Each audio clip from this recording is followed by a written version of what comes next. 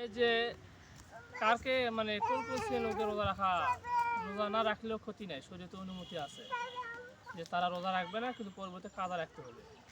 রোজার দিনে রোজা না রাখলেও পরবর্তী কাজা রাখতে হবে, এরকম শ্রেণী কারা?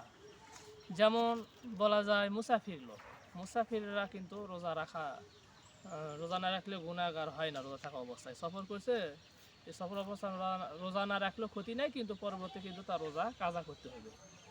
তারপর আপনার মা বোনেরা যাদের মাসিক হয়, মাসে যে কয়টা রোজা মানে যে কয় ঋতুস্রাব হয় যে কয়দিন, সে কয়দিন রোজাটা পরবর্তী কাজা রাখতে হবে। তারপর আপনার মনে করেন গর্ভবতী মহিলা, পেটে বাচ্চা আছে, এখন যে রোজা থাকে তার এমন একটা ভয় হচ্ছে যে রোজা থাকার কারণে হয়তো বা শিশুর প্রাণহানি হতে পারে বা শিশুর স্বাস্থ্যের খুব কঠিন সমস্যা হতে পারে বা ওই গর্ভবতী মহিলার অনেক কষ্ট হতে পারে, তাহলে সে রোজা না রাখলেও চলবে কিন্তু পরবর্তী যে কয়টা রোজা রাখলো না সে কয়টা রোজা আবার পরবর্তী তার কাজা করতে হবে। এরকমভাবে আপনার দুধ পানকারী মহিলা অর্থাৎ বাচ্চার মাও, বাচ্চা বা দুধ পান করার কারণে তার মানে রোজা থাকার কারণে বাচ্চা দুধ পাচ্ছে না, বাচ্চা খুব কষ্ট হবে বা প্রাণহানির আশঙ্কা আছে, এরকম যদি হয় তাহলে রোজা না রেখে বাচ্চাকে দুধ পান করাতে হবে, পরবর্তী তার রোজাগুলো কাজা রাখতে হবে যে করে রোজা ভাঙছে।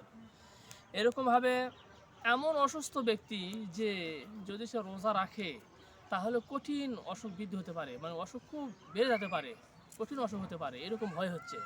আর এই কথা দিনদারি ডাক্তার কয়লা হকটো টকটো মার্কা ডাক্তার নয়, আবল তাবল মার্কা ডাক্তার নয়, দিনদার পরহেজগার ডাক্তার যে পরামর্শ দেয় যে আপনি যদি রোজা রাখেন তাহলে আপনার অসুখটা বেড়ে যাবে বা সমস্যা আর বেশি হবে, এরকম যদি ডাক্তারে বলে তাহলে তাই রোজা না রেখে চিকিৎসা করবে, ওষুধ খাবে, পরবর্তীতে যে কয়টা রোজা তার ভেঙে গেল সে কয়টা রোজা কাজা রাখতে হবে।